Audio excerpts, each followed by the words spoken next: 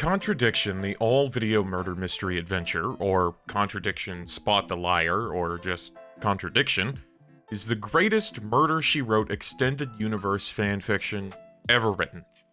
A death is hanging over the small British village of Edenton, population approximately 8, and Scotland Yard plans to send in their best man to investigate whether or not this death was accidental or the result of murder most foul. That man is unavailable, so instead the game's plot is anchored by Detective Inspector Frederick Jinks, a policeman somewhere on a spectrum between Dale Cooper's enthusiasm and Ryo Hazuki's spectrum. Your sister's worried about you. Let's go home.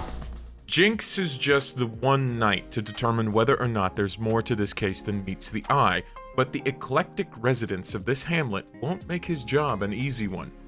Originally, Contradiction was a larger story planned out by video game composer Tim Follin, the man who wrote one of the most technically impressive soundtracks produced by a Nintendo Entertainment System.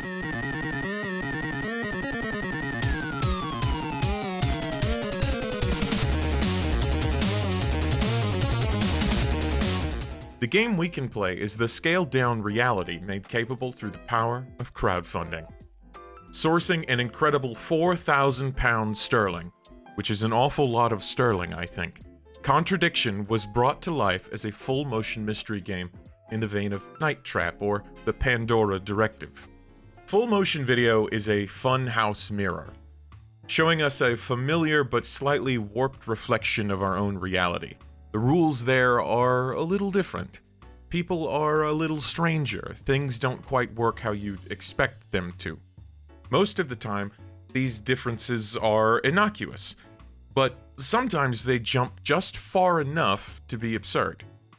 Controlling a network of advanced security cameras with a Sega Genesis controller, for example. Perhaps Contradiction's greatest strength is in its pacing, though its success is an unorthodox one. I do not mean that the pacing of the mystery is satisfying. A number of logical leaps and unresolved threads keep that from being the case. However, the pace at which one is thrust through the mundane and the absurd is such that it mimics brilliance. Perhaps it simply is brilliance. What a prize brat. But why would he carve that into a tree? Well, he's a die-hard rock fan. An example to illustrate my point. The mystery begins simply. A girl, Kate Vine, is dead, and we need to figure out why. Our investigation is straightforward. We arrive and decide to interview a local couple, one of whom was known as a friend of the victim. Even our early questions are basic. What do you know? Who was the victim to you? Procedural stuff. But in between our arrival and asking these questions, our intrepid detective spots a bin full of bottles, a tube, and a screwdriver. Not only does this become a line of questioning we can inexplicably pursue through conversations as we meet more characters, but Jinx digs into the bin and pockets the screwdriver. In your typical point-and-click, it's accepted that the character you control is a borderline, if not full-blown kleptomaniac, but something about seeing an actual man bend down and steal this tool for later use is surreal. There is no layer of abstraction. Jinx is not conjured of the same pixels as Guybrush Threepwood or Sam and Max. He's just an exceptionally British man whom I just watched commit a petty theft. Funhouse Mirror. A game presented like a film or television serial will live or die by its characters and the people who portray them. It's a popular thought that the original wave of full-motion video games that accompanied the advent of CD-ROM storage in the late 90s is nothing but terrible acting and cheese. Rather than wave away an entire era of production, I want to ask this question. What is a bad performance? For real, humor me and think about a terrible actor. Oh my god! Roger! What would you say? Maybe your mind wanders to The Room, the notorious 2003 cinematic ego-stroking of writer-director Tommy Wiseau. A performance that is clearly being done by a man who has no idea what he is doing, but wants to do it so very hard that there is no more room in his head for self-awareness. A man who believes what he is doing is art.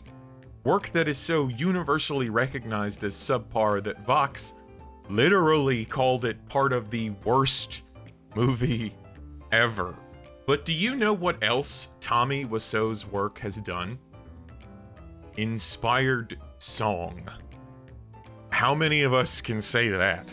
And stab me in the back. Who are you talking to? There is inherent value in taking joy from a production, even if not for the reasons we traditionally seek.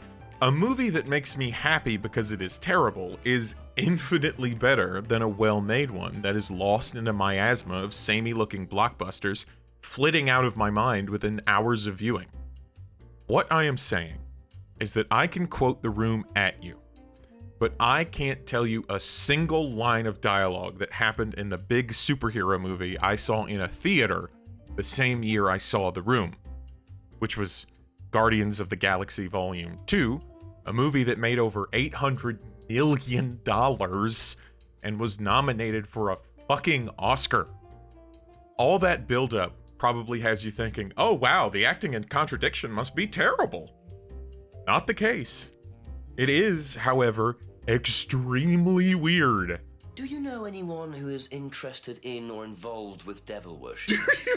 Met Lisa.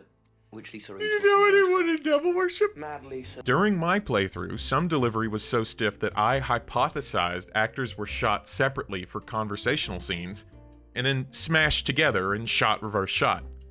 It feels like no one is reacting to one another, or when they are, it is comically exaggerated. Behind-the-scenes photos, however, seem to imply this theory is incorrect, which makes everything even stranger. But then it hit me. These people were a delight in a community theater somewhere. Oh my God. I always forget how bad these are. That one kind of made a good point, though. They can never know you said that. That's what it is. That is Contradiction's vibe. I finally got it. Contradiction doesn't have the same energy as a daytime crime serial. See Murder, She Wrote referenced earlier. Contradiction is a play put on by actors at a community college who are doing their best with next to no support, budget, or oversight. Contradiction is a pack of people coming together, putting all the energy they have into something, and then letting it out into the world. And for that, Contradiction is wonderful. It is in of itself contradictory to what I consider when I judge the media I enjoy. Some games go out of their way to please me, to present me with such a buffet of content that I will never feel hunger, or to produce set pieces of such grandeur that no one pair of eyes could ever drink in all their detail in a single viewing. Sometimes games get lost because of that. Not because they aren't good, but because there's a sea of them.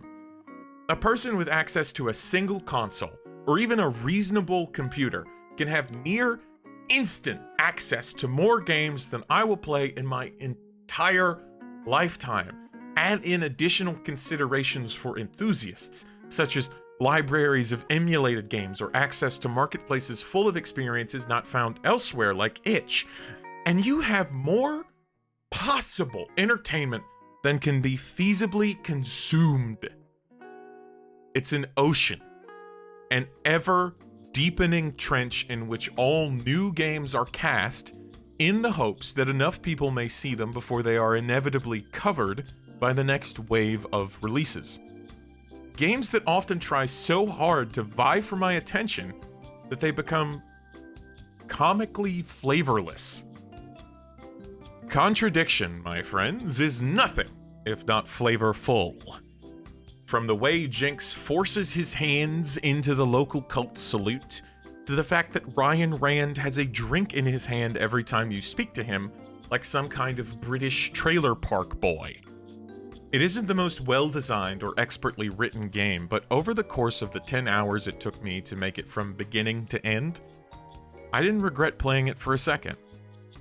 And long after I've forgotten whatever the twist was in the last Assassin's Creed, I'm going to remember Detective Inspector Jenks asking someone he just met if this means anything to them. Yeah, it's a Satanism symbol. Satanists use it. Oh! Have you ever seen anyone using it?